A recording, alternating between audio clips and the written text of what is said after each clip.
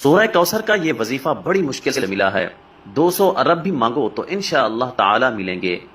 بسم اللہ الرحمن الرحیم۔ السلام علیکم ورحمۃ اللہ وبرکاتہ۔ محترم ناظرین کرام، آج آپ کو سورہ کوثر کا ایک بہت ہی نایاب اور مجرب وظیفہ بتا رہے ہیں۔ آپ نے یہ وظیفہ صرف اور صرف 3 دن کرنا ہے۔ صرف 3 دنوں کے اندر اندر آپ کی جو بھی بڑی سے بڑی حاجت ہوگی، جس بھی مقصد کے لیے آپ اس وظیفے کو پڑھو گے، آپ کا وہ مقصد انشاءاللہ 3 دنوں کے اندر اندر پورا ہو جائے گا۔ آپ کا مقصد کوئی بھی ہو، آپ کی حاجت جتنی مرضی بڑی ہو، چاہے آپ کی پریشانی کوئی بھی ہو، آپ جس بھی مقصد کے لیے اس وظیفے کو پڑھو گے، آپ کا وہ مقصد انشاءاللہ تعالی 3 دنوں کے اندر ہی اندر پورا ہو جائے گا۔ لیکن واضح کر دیں کہ آپ نے یہ وظیفہ صرف جمعرات، جمعہ اور ہفتے والے دن ہی کرنا ہے، یعنی جمعرات سے شروع کریں اور ہفتہ کو مکمل کر لیں۔ آپ نے 3 دن یہ وظیفہ کرنا ہے۔ انشاءاللہ یہ وظیفہ کرنے سے آپ کی ہر جائز حاجت پوری ہوگی اور آپ کی بڑی سے بڑی پریشانی ختم ہو جائے گی۔ آپ چاہے یہ وظیفہ اپنی خود کی شادی کے لیے کر رہے ہیں یا پھر آپ کی بیٹیوں کی شادی نہیں ہو رہی، اس کے لیے کر رہے ہیں، انشاءاللہ تعالی آپ کو اس میں بھی کامیابی ملے گی۔ اگر آپ بے روزگار ہیں تو آپ اس کے لیے بھی یہ وظیفہ کر سکتے ہیں۔ اگر آپ کے دشمن ہیں اور ان سے چھٹکارا پانے کے لیے بھی آپ یہ وظیفہ کر سکتے ہیں۔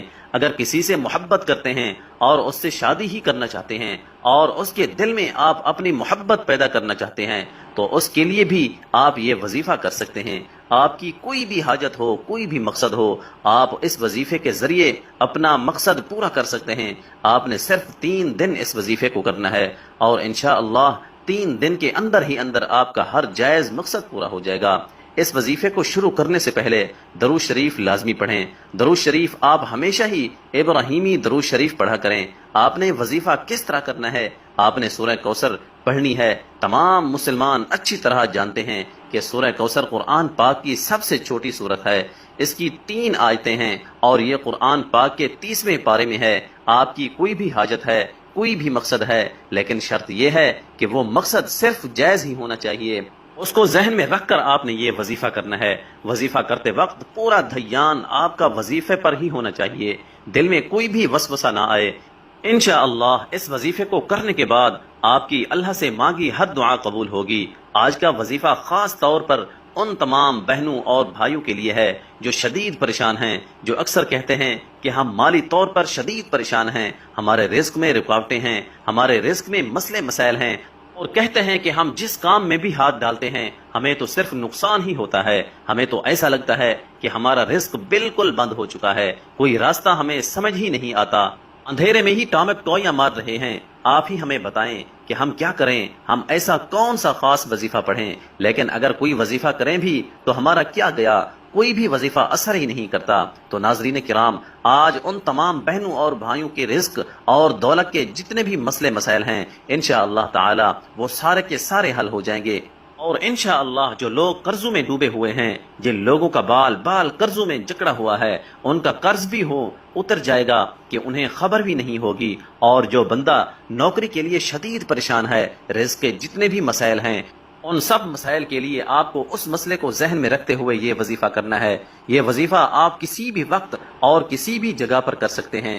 بے شک آپ اسے چلتے پھرتے کر لیں یا پھر جہاں بھی آپ موجود ہوں، کچن میں موجود ہوں، چارپائی پر ہوں، سفر میں ہوں، یا گھر میں کوئی کام کر رہے ہوں، باہر کسی پارک میں چہل قدمی کر رہے ہوں، یا پھر کھیتوں میں کام کر رہے ہوں، آپ بآسانی اس وظیفے کو کر سکتے ہیں۔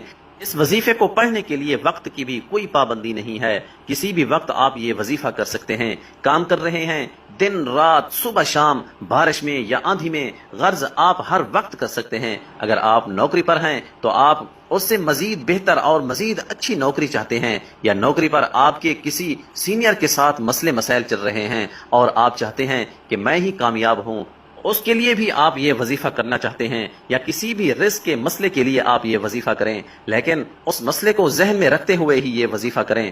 آپ کو اس عمل کو کرنے سے پہلے نیت لازمی رکھنی ہے کہ مجھے فلاں قسم کا کام ہے اور مجھے اتنی رقم مل جائے، انشاءاللہ تعالی اللہ پاک آپ کو اس سے کئی درجہ زیادہ عطا کر دیں گے۔ ناظرین کرام، اس وظیفے کے اتنے فائدے ہیں کہ کسی نے جب بھی یہ وظیفہ کیا اس کے فوائد اس کو اتنے ملے کہ اس نے پھر اپنی زندگی میں کبھی یہ وظیفہ چھوڑا ہی نہیں، اور پھر اس نے آنے والی ساری زندگی مستقل یہ وظیفہ کرنے کی عادت بنا لی، اور اب بھی وہ ان 3 دن لازمی یہ عمل کرتے ہیں۔ جب آپ لوگ سب سے پہلے یہ وظیفہ کرنے لگیں تو کوشش کریں کہ اس وقت بھی باوضو ہو جائیں۔ وضو کرنے کے بعد اگر آپ لوگ گھر میں موجود ہیں تو سکون سے ایک جگہ بیٹھ جائیں۔